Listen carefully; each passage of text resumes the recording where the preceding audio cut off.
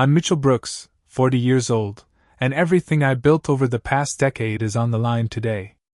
As a software engineer who created a fortune from nothing, I never imagined I'd be rushing into my own divorce hearing 45 minutes late.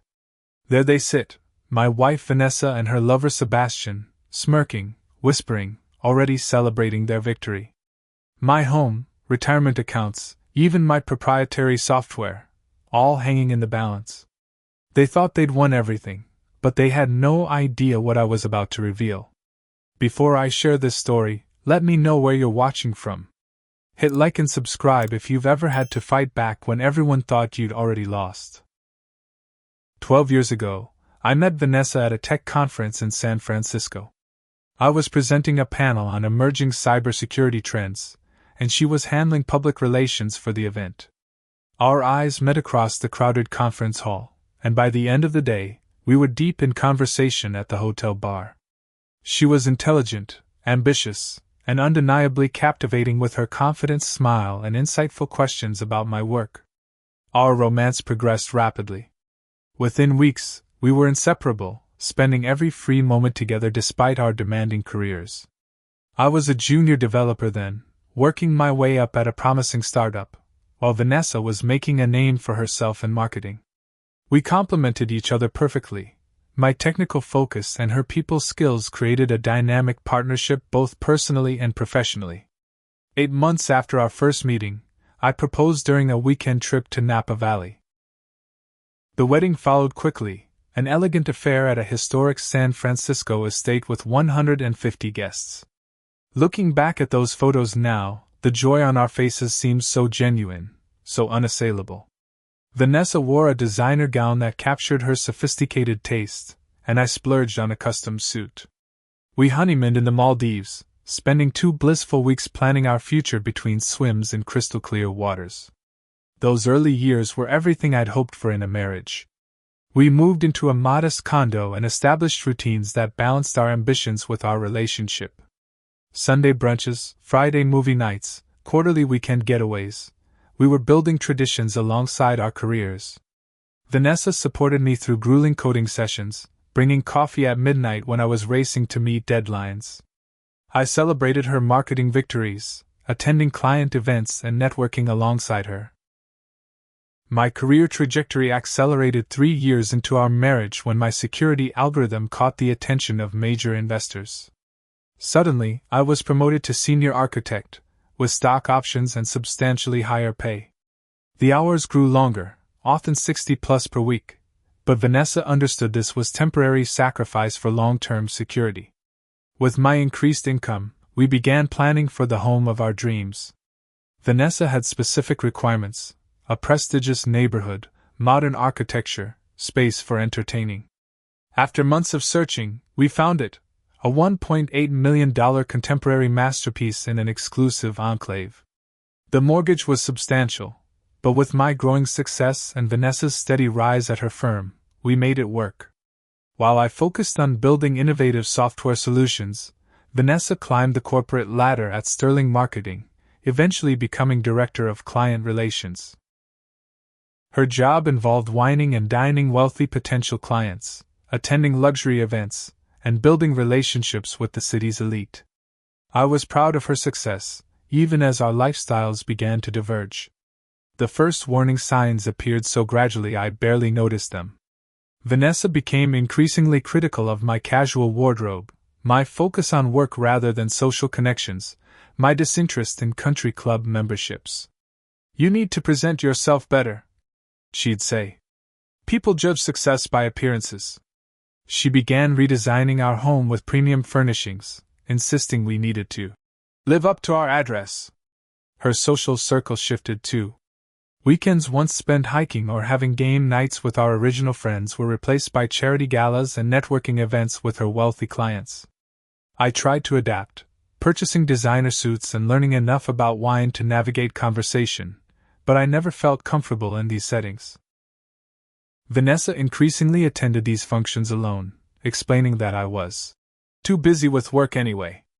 Despite growing distance between us, I made sincere efforts to maintain our connection.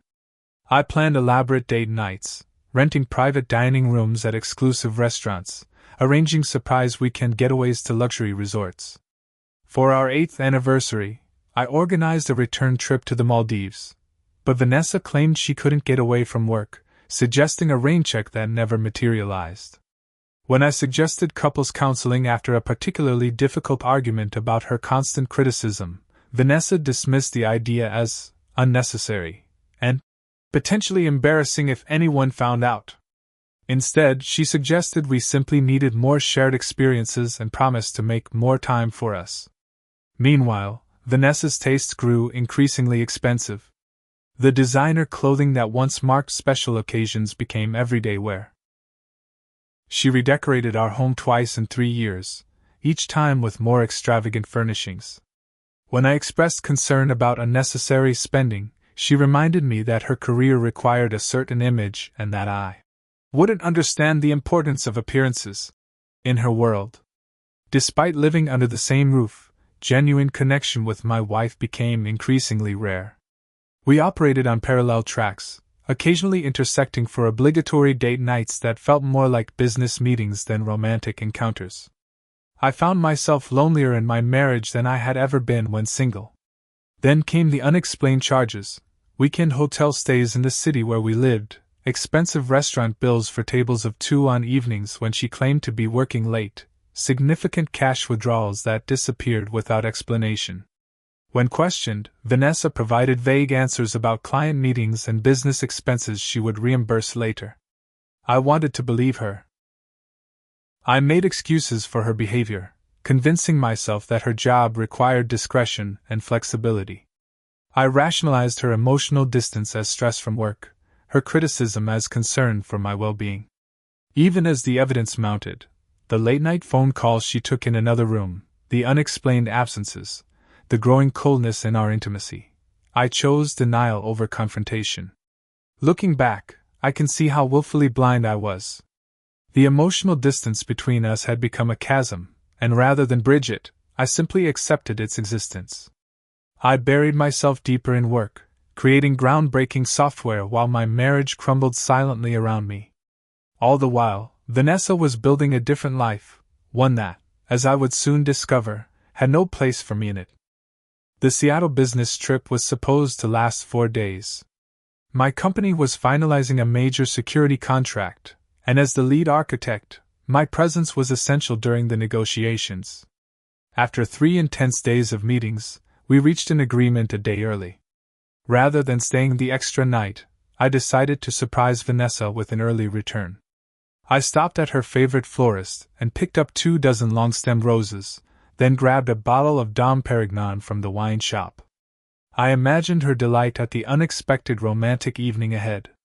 It was just after 8 p.m. when my Uber pulled up to our house. I noticed an unfamiliar luxury car in the driveway, a sleek black Maserati that looked ostentatiously out of place even in our upscale neighborhood. For a moment, I wondered if Vanessa was hosting clients at home, something she occasionally did for important business discussions. I considered texting her first but decided to maintain the element of surprise. Using my key, I entered quietly through the front door, gifts in hand. The house was unusually quiet, but I noticed 2 empty wine glasses on the kitchen counter beside an open bottle of expensive Bordeaux I didn't recognize. My confusion turned to unease as I heard faint music coming from upstairs, specifically, from our bedroom. I climbed the stairs slowly, my footsteps masked by the thick carpet. The master bedroom door was partially open, a sliver of warm light spilling into the hallway. As I approached, I heard Vanessa's laughter, intimate, uninhibited, followed by a man's low murmur. My heart began pounding so loudly I was certain they would hear it. When I pushed the door open, time seemed to fragment into disconnected moments. Vanessa and a man I didn't recognize were in our bed, our marital bed. Their clothing was scattered across the floor, including an expensive suit jacket I'd never seen before.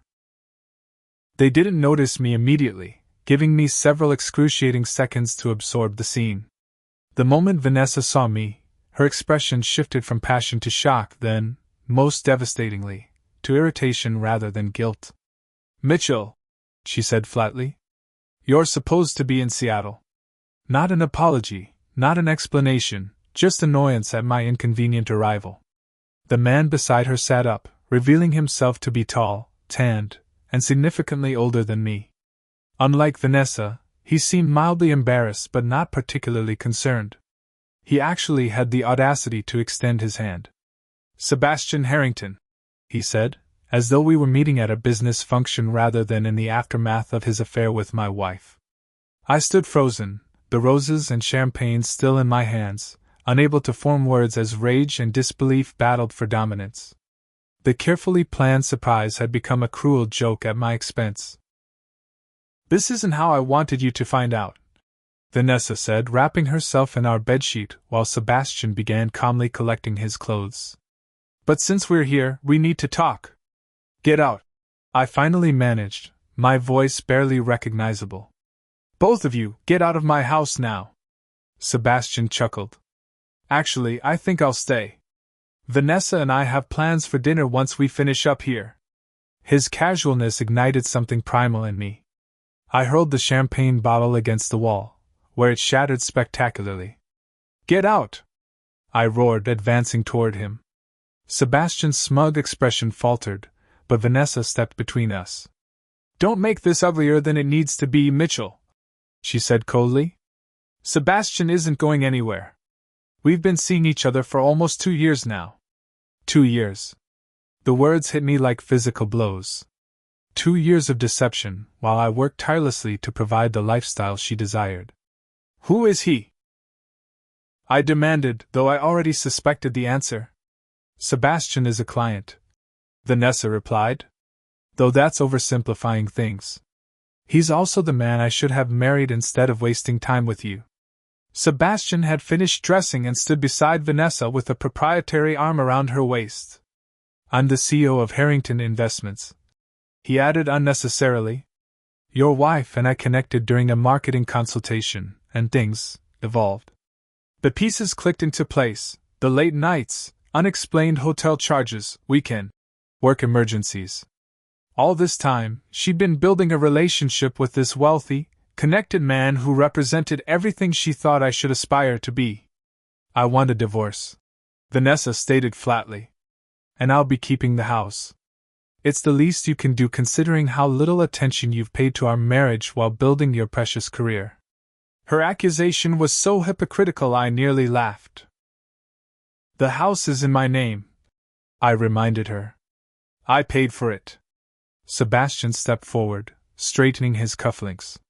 "California is a community property state. Vanessa gets half of everything: the house, your savings, even your company's shares. My lawyers have already looked into it." "You've discussed my finances with him?" I asked Vanessa, the betrayal deepening. "Of course," she replied without shame. "We've been planning this for a while. I've stayed in this marriage longer than I wanted to make sure I get what I deserve." "What you deserve?" I repeated incredulously. "Yes," she snapped. "I supported you while you built your career. I entertained your boring colleagues, maintained our social connections, created the perfect home. Half of everything you have is rightfully mine." Sebastian checked his watch impatiently. "We have reservations at Larkspur at 9. You should pack what you need for tonight, Mitchell. My security team will escort you out." "Security team?" "This is my house," I protested. Vanessa's smile was chilling. "Not for much longer. I've already filed for divorce, and Sebastian's friend Lawrence is the best divorce attorney in the state. You'll be receiving the papers tomorrow." She moved to her closet, selecting an evening dress as though I weren't there. Sebastian pulled out his phone, presumably to call his security team. Numbly, I gathered some essentials: clothes, toiletries, laptop, important documents, while they watched. The surreal quality of the situation made it difficult to think clearly. As I prepared to leave, Vanessa delivered her parting shot. "Don't bother fighting this, Mitchell. You'll only embarrass yourself. Take whatever settlement we offer and start over somewhere else." I spent that night in a cheap airport hotel, cycling through shock, grief, and rage. The next morning, as promised, a courier delivered divorce papers. The demands were outrageous. The house, half my company's shares, substantial alimony despite Vanessa's own successful career. Most alarmingly, there were claims to my intellectual property, specifically algorithms I'd developed independently before our marriage. For a week, I barely functioned. I missed work, ignored calls, and subsisted on vending machine snacks and whiskey. I'd moved to a slightly better hotel but spent most days staring at walls, replaying the last 2 years and wondering how I'd missed so many obvious signs. It was Trevor, my oldest friend, who finally tracked me down. When he saw my condition, unshaven, unwashed, surrounded by empty bottles, he took immediate action. He booked me into a proper extended stay apartment, forced me to shower, and brought real food. "This isn't you, Mitch," he said firmly. "You don't give up, and you don't let people walk all over you." With Trevor's help, I began to emerge from my fog of despair. We retrieved more of my belongings from the house during a time we knew Vanessa would be absent. That's when I discovered more evidence of her betrayal. Financial statements showing she had been transferring significant sums from our joint accounts to a personal account I knew nothing about. Even worse, my grandfather's vintage Rolex, a cherished heirloom, and the only thing I had from him, was missing from our safe deposit box, along with several other valuables. The systematic nature of her preparations became clear. This hadn't been an impulsive decision, but a calculated plan executed over months, possibly years. As the fog of shock began to lift, something shifted within me. The devastation remained, but alongside it grew a steely determination. Vanessa and Sebastian believed they were dealing with a broken man who would surrender without a fight. They had underestimated me before.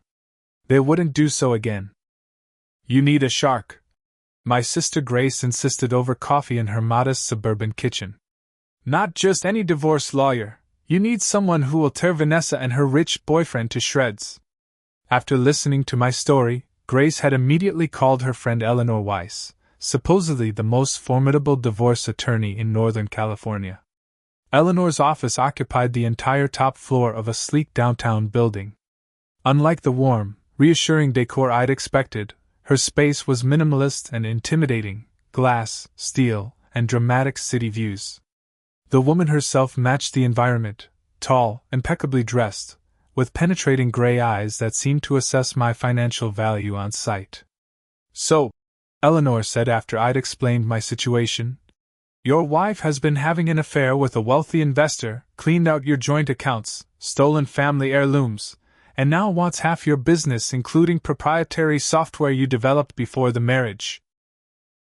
She didn't soften the brutal summary. "And her lover's college friend is representing her." "That's correct," I confirmed. "Lawrence Phelps," she mused. "Aggressive, theatrical, and not above bending ethical boundaries. But careless with details." She tapped perfectly manicured nails on her desk. "Tell me honestly, how much fight do you have in you? Because this will get ugly." "Whatever it takes," I replied without hesitation. Eleanor nodded approvingly. "Good. Because California's community property laws favor Vanessa substantially, but there are exceptions for fraud, misappropriation of marital assets, and intellectual property developed prior to marriage."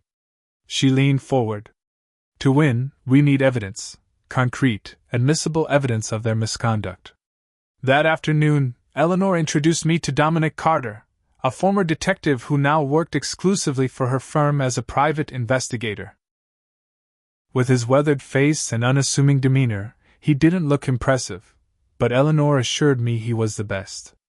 "The first rule of winning a war," Dominic advised during our initial meeting, "is letting your opponent think you're defeated. Can you do that? Can you pretend to be the broken man they think you are?" I considered this.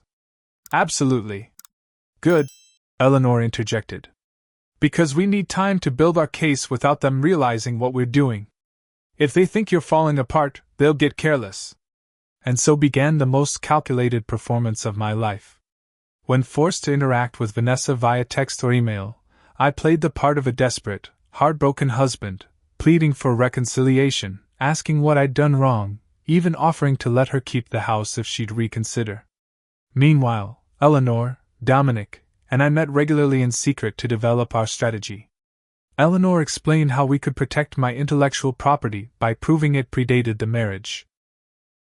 We'll need original documentation, early versions, witness testimony from colleagues who saw you develop it. Dominic focused on tracking Vanessa and Sebastian's activities. They're sloppy, he reported 2 weeks into his investigation.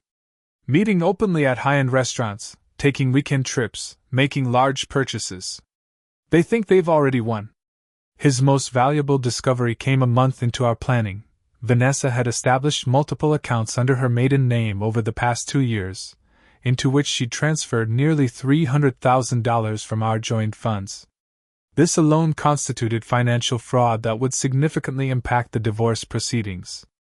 Even more damning, Dominic uncovered emails between Vanessa and Sebastian discussing their plan. Once we get control of his patents, we can license them through your company structure, Vanessa had written.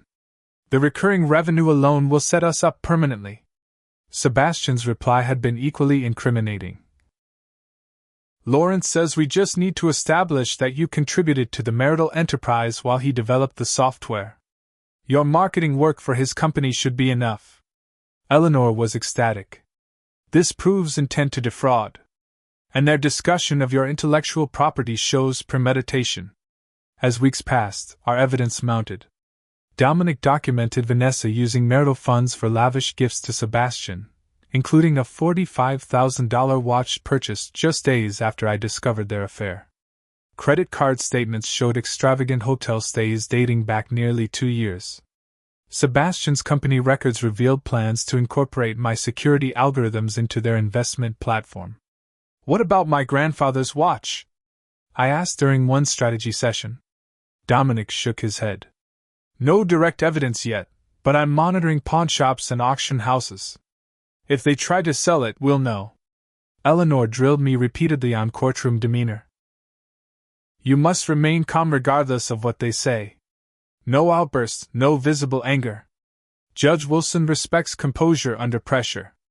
I practiced answering provocative questions without reaction, maintaining a neutral expression while listening to fictional accusations. We reviewed financial documents until I could recite details from memory. I learned legal terminology and court procedures, transforming myself from tech executive to legal strategist. Throughout this process, I maintained the facade of a man in emotional freefall.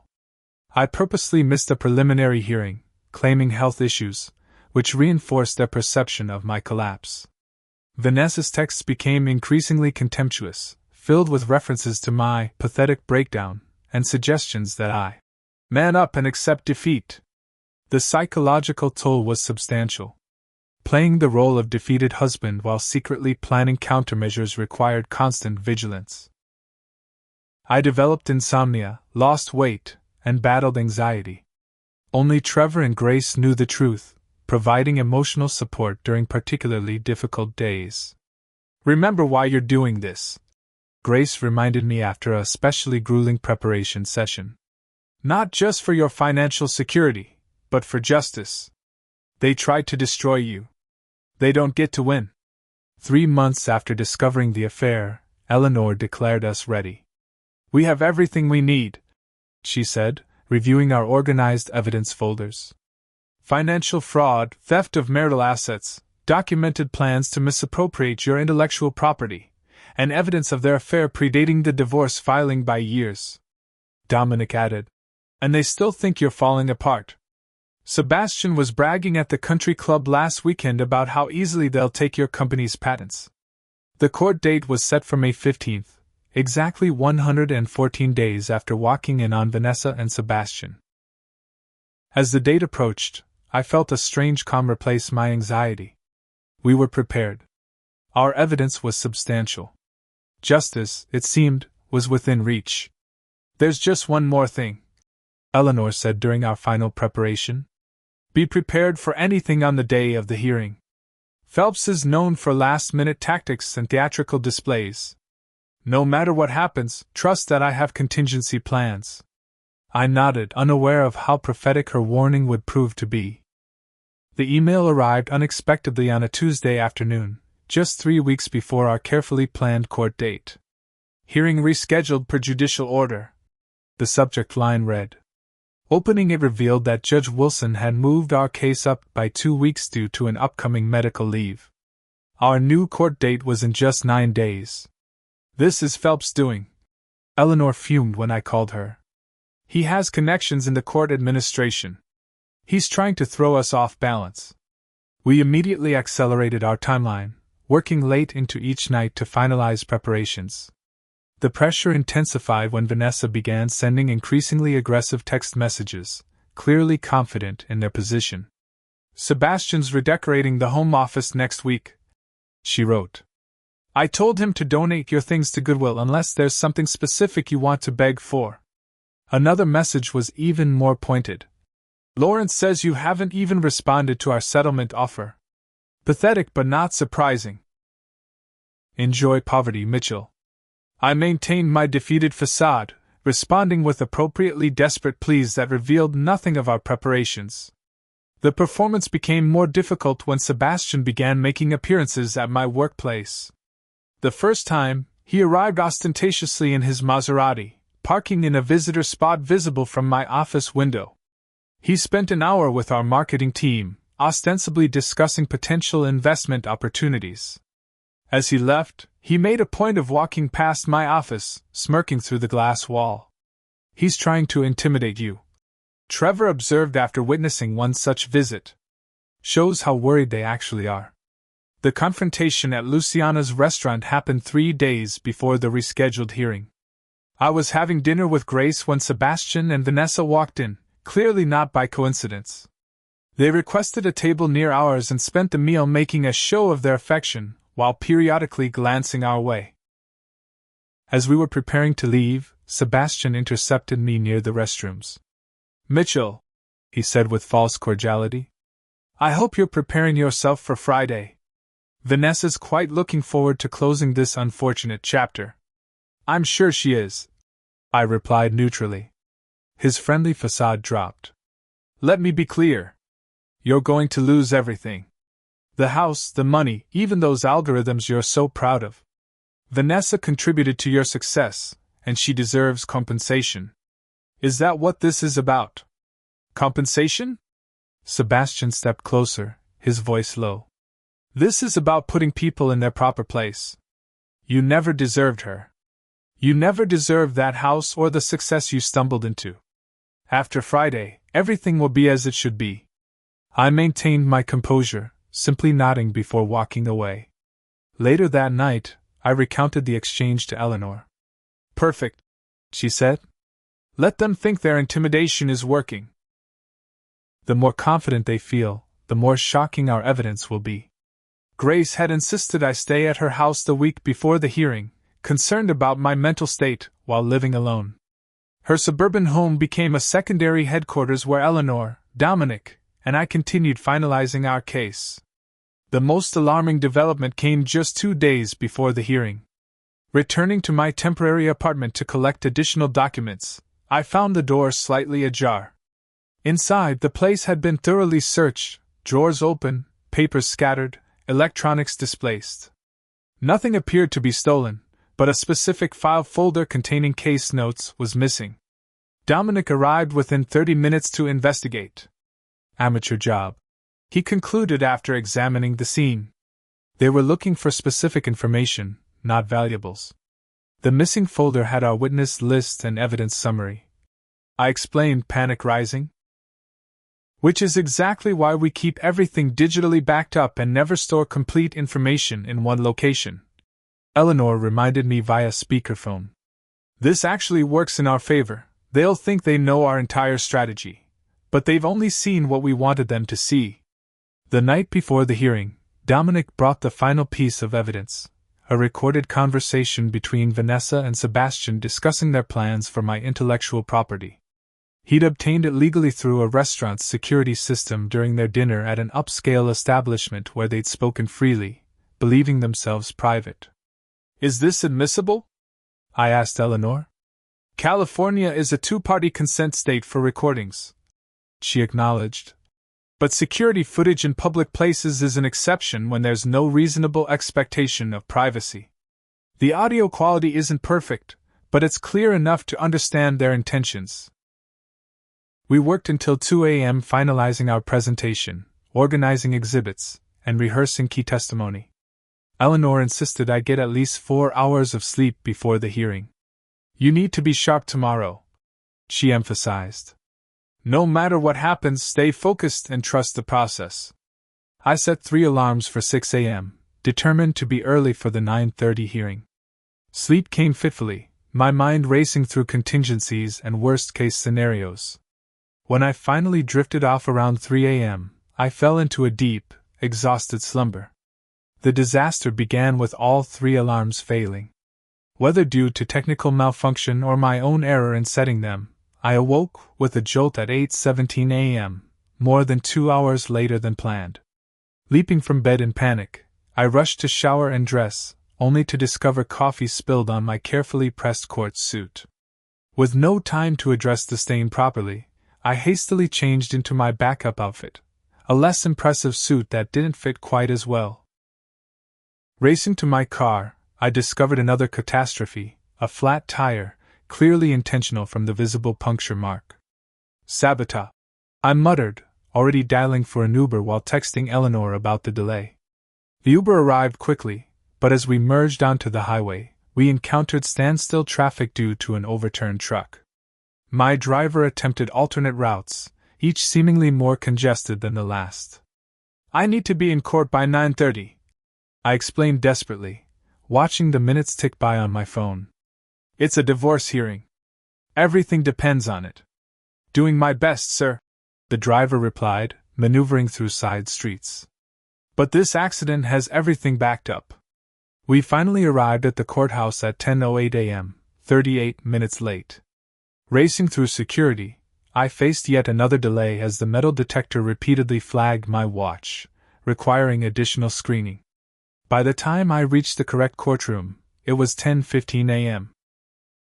I paused outside the doors, straightening my tie and trying to calm my racing heart. Through the small windows, I could see Eleanor at the defense table, maintaining her professional composure despite my absence. Vanessa and Sebastian sat with Lawrence Phelps, all 3 looking triumphant. The judge appeared to be addressing the court, his expression severe. Taking a deep breath, I pushed through the doors, knowing I was about to face the consequences of my lateness, and hoping our careful preparations would be enough to overcome this final obstacle. The heavy courtroom doors swung open with a conspicuous creak as I entered, causing every head to turn in my direction. Judge Raymond Wilson, a distinguished man in his 60s with silver hair and penetrating eyes, paused mid-sentence to fix me with a stare that could have frozen lava. Mr. Brooks, he intoned severely, you are 45 minutes late to your own divorce hearing. Would you care to explain this extraordinary disrespect for the court's time?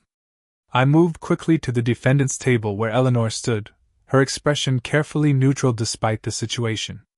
I sincerely apologize, Your Honor, I began. There was a series of unfortunate...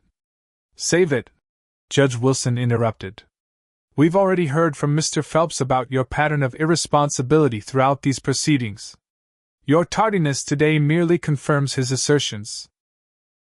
The courtroom was impeccably formal, polished wood paneling, the California state seal prominently displayed, flags standing at attention behind the judge's elevated bench. The audience area contained only a few observers, mostly legal assistants and a court reporter, but the space felt oppressively full as all eyes remained fixed on me. Across the aisle, Vanessa sat perfectly poised in an elegant cream-colored suit that probably cost more than most people's monthly salary. Her dark hair was styled in a sophisticated updo, her makeup subtle but flawless, the picture of a wronged, dignified wife.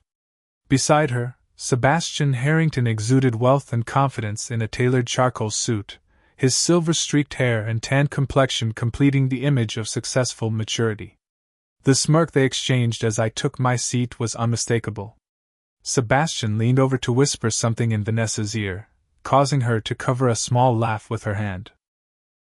Their body language screamed victory, shoulders relaxed, postures open, the occasional touch of reassurance between them.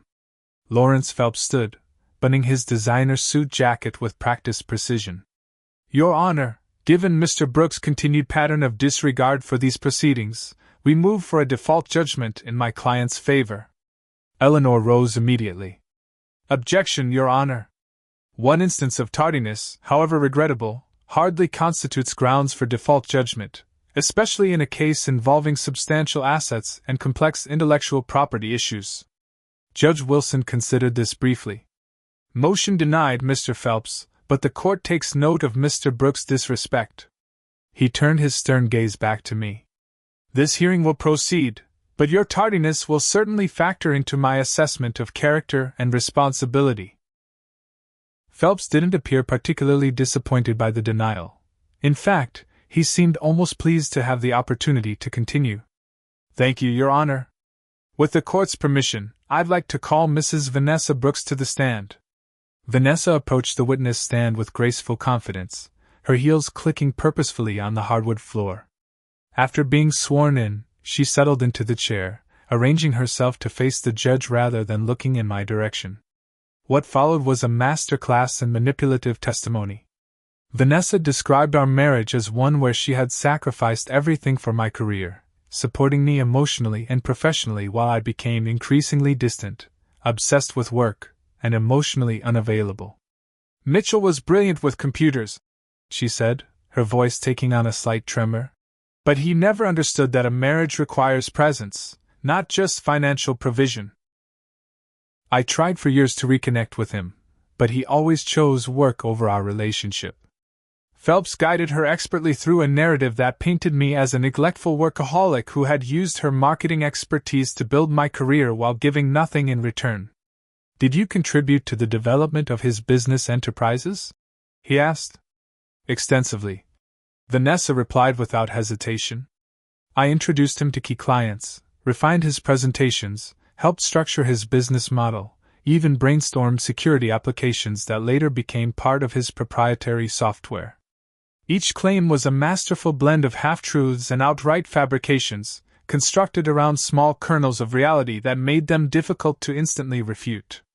I felt my jaw tightening but maintained the neutral expression Eleanor had drilled into me during our preparations.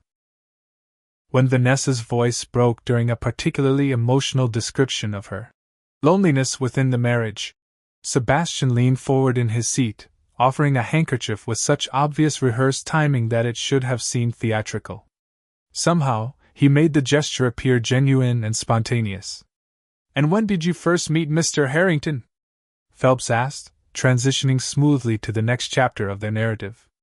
At a marketing conference about 8 months ago. Vanessa lied effortlessly. He was a potential client for my firm, and we connected professionally at first. It was only after Mitchell and I had effectively separated emotionally that our relationship developed into something more.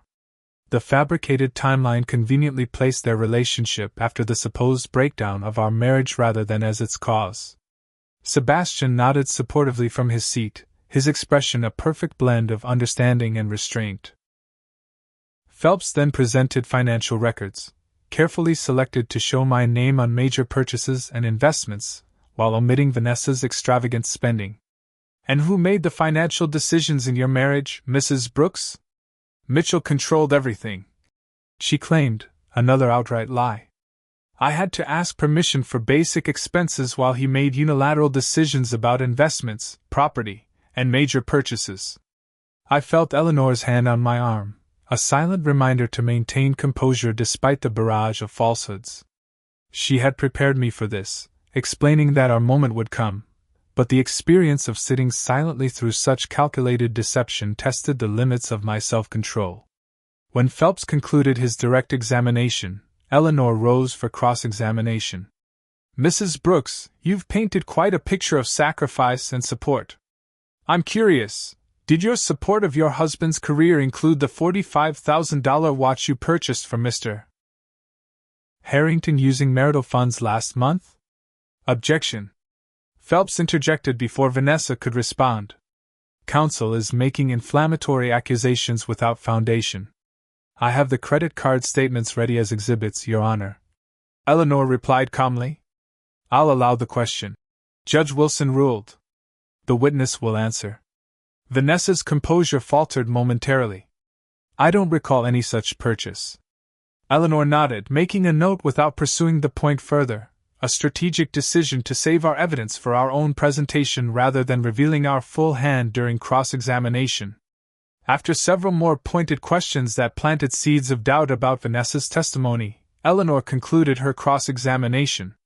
No further questions at this time, Your Honor, but we reserve the right to recall Mrs. Brooks during our presentation of evidence. Judge Wilson checked his watch. Given the late start, we'll proceed directly to the defense's case rather than breaking for lunch. Ms. Weiss, you may present your client's position. Eleanor stood. Before we begin our formal presentation, Your Honor, may I request a brief 15-minute recess to organize our exhibits? Mr. Brooks' delayed arrival has disrupted our planned order of presentation. The judge frowned but nodded. 15 minutes, not a second more. As the court recessed, Vanessa and Sebastian remained at their table, heads together in animated conversation, occasionally glancing in my direction with poorly concealed triumph.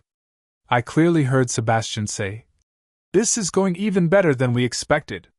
His lawyer barely challenged anything. Vanessa's response was equally audible. "He looks pathetic. Did you see how disheveled he appears?" The judge noticed too. I followed Eleanor to a small conference room where Dominic was waiting with our evidence organized in labeled folders. "They think they've won," I observed. "Exactly as planned," Eleanor replied with the first smile I'd seen all day. "They've committed fully to their fabricated narrative, which makes our evidence all the more devastating. Are you ready to turn the tables?" I nodded, feeling a calm determination replace the tension of the previous hours. "Completely ready." When court reconvened after the 15-minute recess, the atmosphere had subtly shifted.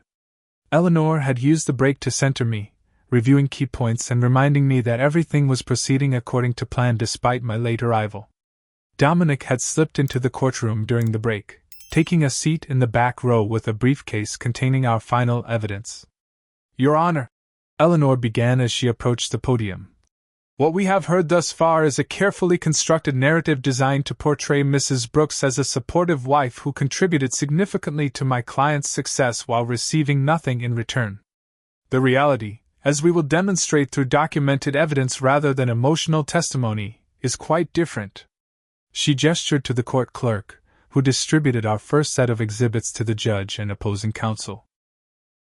Exhibit A contains bank statements from the past 2 years showing systematic transfers from the couple's joint accounts to previously undisclosed personal accounts established by Mrs. Brooks under her maiden name. Judge Wilson examined the documents with growing interest as Eleanor continued.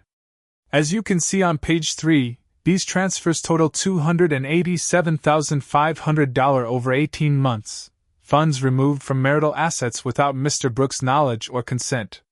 Lawrence Phelps leaped to his feet. "Objection, Your Honor! These documents weren't included in the discovery materials provided to us." Eleanor remained unruffled. "Because they were obtained after your client's incomplete financial disclosures, Mr. Phelps. California Family Code Section 2100 requires full financial transparency, which Mrs. Brooks has clearly violated." The judge overruled the objection, allowing Eleanor to continue methodically through our evidence.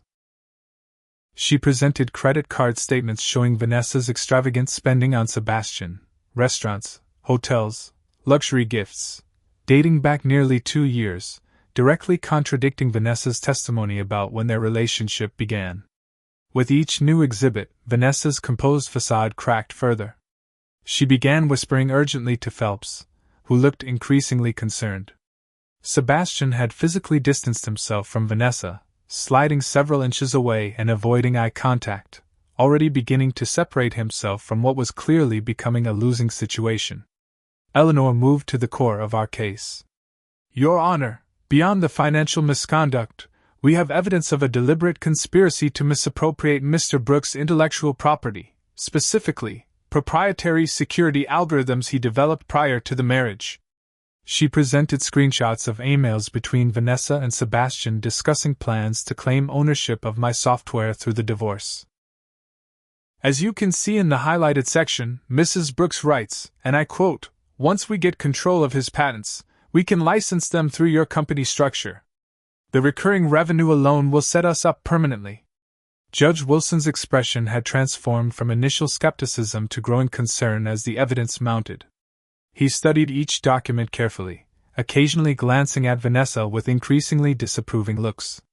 Phelps attempted numerous objections, most overruled as Eleanor methodically established the authentication of each piece of evidence.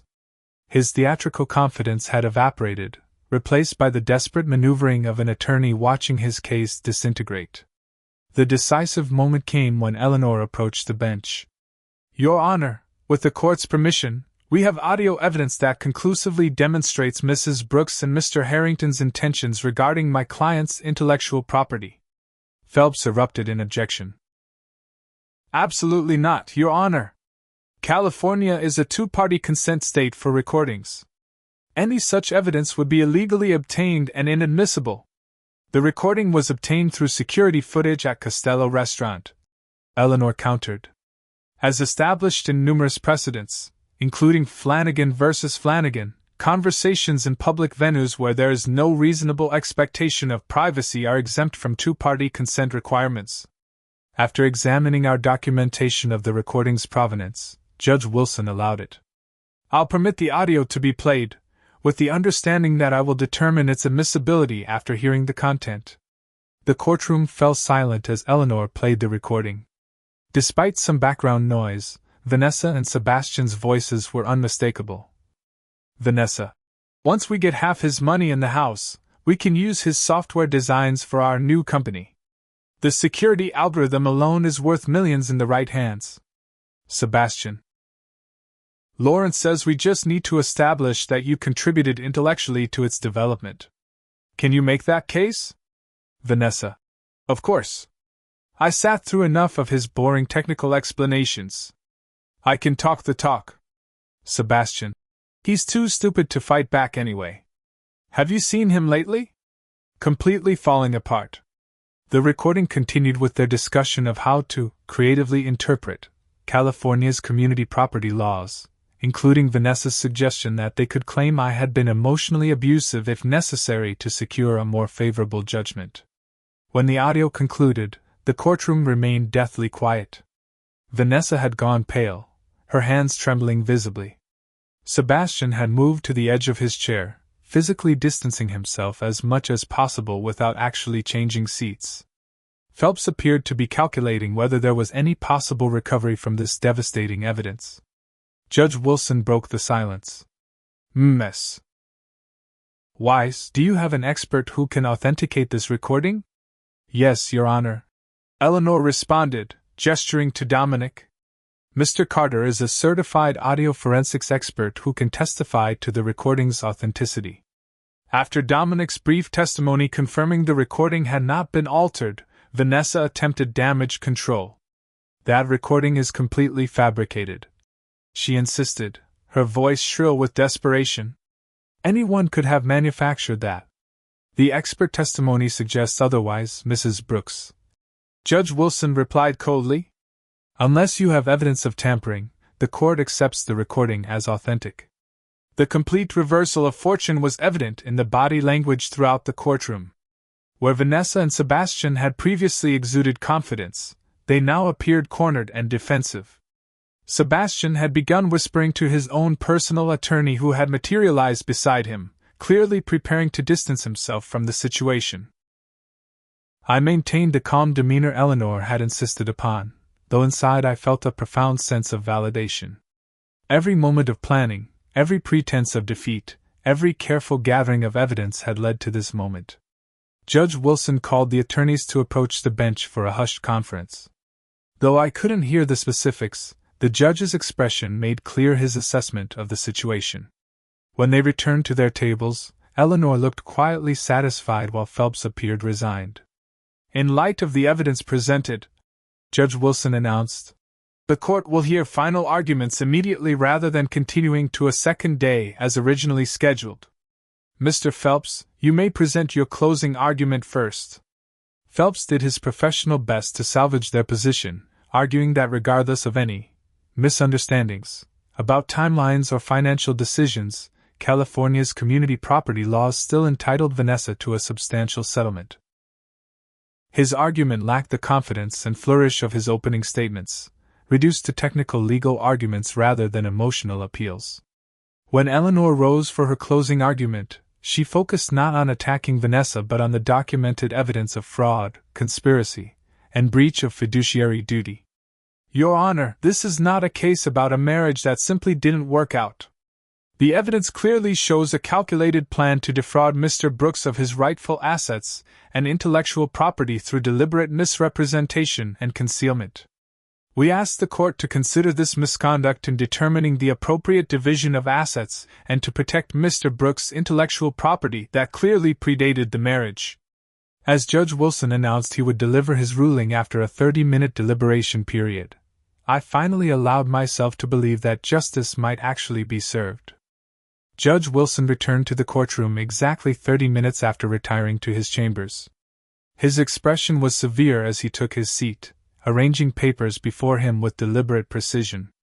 The tension in the room was palpable, Vanessa repeatedly smoothing her skirt with trembling hands, Sebastian maintaining a careful distance from her, Phelps reorganizing his already neat stack of documents. Having reviewed all evidence presented, Judge Wilson began. I am prepared to issue my ruling in the matter of Brooks versus Brooks. He fixed Vanessa with a hard stare. Mrs. Brooks, this court has rarely seen such blatant financial misconduct and attempted fraud in a divorce proceeding. Your actions represent a complete disregard for both marital and legal obligations. He continued with increasing severity. The evidence clearly demonstrates a pattern of deception, misappropriation of marital assets, and conspiracy to unlawfully claim intellectual property to which you have no legitimate right. Turning slightly towards Sebastian, he added, Mr. Harrington's participation in this scheme, while not directly under this court's jurisdiction in the divorce matter, raises serious ethical and potentially criminal concerns. Judge Wilson then outlined his ruling with methodical precision. Regarding property division, the court finds that Mrs. Brooks' misconduct constitutes a breach of fiduciary duty under Family Code Section 1101, which allows for an unequal division of community property. Therefore, Mr. Brooks shall retain full ownership of the marital residence and 80% of all marital assets, with Mrs. Brooks receiving the remaining 20% minus the $287,500 she improperly transferred to her personal accounts. Vanessa gasped audibly, but the judge continued without pause. Furthermore, Mrs. Brooks shall be responsible for Mr. Brooks' legal fees, which the court determines to be reasonable at $175,000 given the complexity of this case and the investigative work necessitated by Mrs. Brooks' deliberate concealment of assets. Turning to the intellectual property issue, Judge Wilson was equally decisive. The court finds that the security algorithms and related software developed by Mr. Brooks clearly predated the marriage and constitute separate property not subject to division. Mrs. Brooks' claim of contribution to their development is rejected as not credible based on the evidence presented. In his most serious tone, the judge added, Given the nature of the misconduct evidenced in this case, I am referring this matter to the District Attorney's Office for review of potential charges related to attempted fraud, misappropriation of assets, and conspiracy. This court does not take such referrals lightly, but the calculated nature of the scheme presented here warrants further investigation. The transformation in Vanessa was immediate and dramatic. Her carefully maintained composure crumbled entirely, tears streaming down her face as she turned accusingly toward Sebastian. You promised this would work. She hissed loudly enough for everyone to hear. You said Lawrence would handle everything. Sebastian had already risen and moved further away, his personal attorney placing a restraining hand on his arm. Ms. Brooks, please don't make any further statements. The attorney cautioned, pointedly using her maiden name. Don't you dare back away from me now. Vanessa's voice rose to a near shout. This was your idea. You said we deserved his money after everything we'd done. Court officers moved quickly to restore order as Vanessa continued her meltdown. Sebastian, maintaining his distance, attempted to portray himself as an innocent party. I was merely supporting what I believed was a legitimate divorce proceeding, he told his attorney loudly enough for the judge to hear. I had no knowledge of any financial impropriety. This blatant attempt to save himself triggered Vanessa's complete loss of control. Liar! She screamed, lunging toward him before being intercepted by a court officer. You helped me transfer the money! You knew exactly what we were doing with his software! Judge Wilson's gavel came down with decisive force. That's enough. Mrs. Brooks, control yourself, or you will be removed from this courtroom and held in contempt. Throughout this chaos, I remained seated, watching the collapse of their alliance with a strange sense of detachment. There was no joy in witnessing Vanessa's breakdown, no satisfaction in Sebastian's cowardly retreat, only relief that the truth had finally emerged and justice had been served. Eleanor turned to me with a professional smile, extending her hand. Congratulations, Mitchell.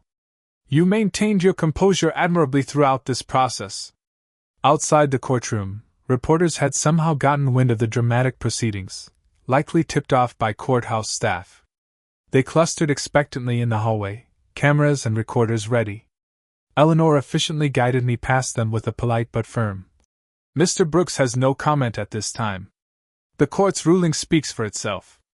The subsequent weeks involved extensive paperwork and legal processes to implement the judge's ruling. Eleanor's team handled everything efficiently, minimizing my direct involvement except where signatures were required. The property transfer documents returned full ownership of the house to me, and financial accounts were redistributed according to the judgment. My first visit back to the house, my house, was unexpectedly emotional. Vanessa had cleared out her personal belongings as required, but the space still held the echo of our failed marriage. Sebastian's presence was visible in subtle changes to decor and furniture arrangements that hadn't been there before. Most painfully, I discovered that several items of sentimental value, photographs of my parents, books gifted by my grandfather, a hand-carved chess set from a college mentor, had been deliberately damaged or discarded. Over the following weekend, Trevor and Grace helped me reclaim the space.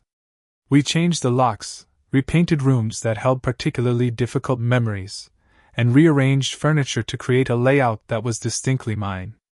The process was both therapeutic and symbolic, physically transforming the environment while emotionally processing what had happened. 3 months after the hearing, I received word through Eleanor that both Vanessa and Sebastian were facing criminal charges for financial fraud. Their planned business venture had collapsed as investors withdrew following publicity about the court case.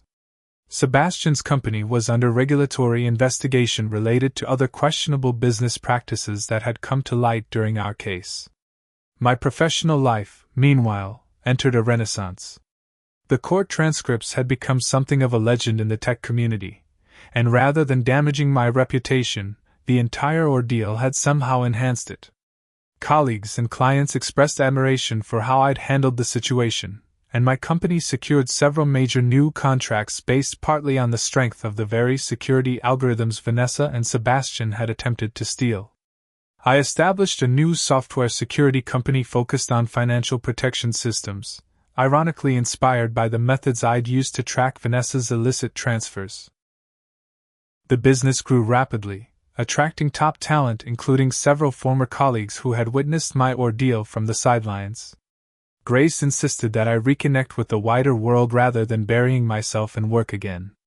Under her gentle pressure, I resumed weekly dinners with her family, reconnected with friends I'd neglected during both my marriage and the divorce process, and even joined a hiking group that explored trails throughout Northern California. Therapy became an essential part of my recovery. Dr. Melissa Hammond specialized in betrayal trauma and helped me process the complex emotions of the experience, not just the pain of Vanessa's infidelity but the deeper wounds of calculated deception and the realization that much of our marriage had been built on false pretenses. The greatest risk, Dr. Hammond cautioned during one session, is allowing this experience to define your ability to trust again. The challenge isn't forgetting what happened, but preventing it from dictating your future. 6 months after the hearing, my company hosted a celebration for landing a major government contract.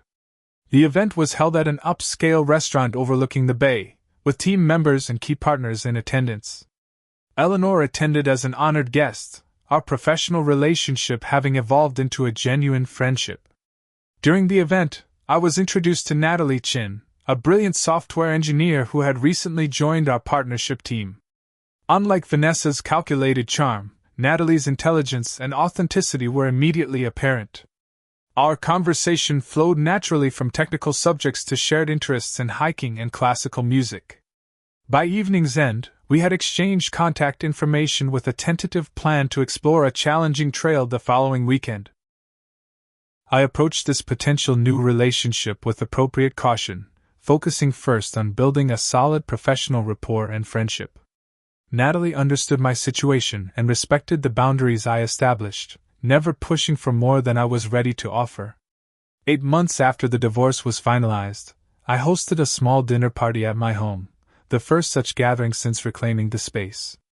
Grace and her husband, Trevor and his wife, Eleanor, Dominic, and a few close colleagues created a warm, supportive atmosphere that finally made the house feel truly mine again.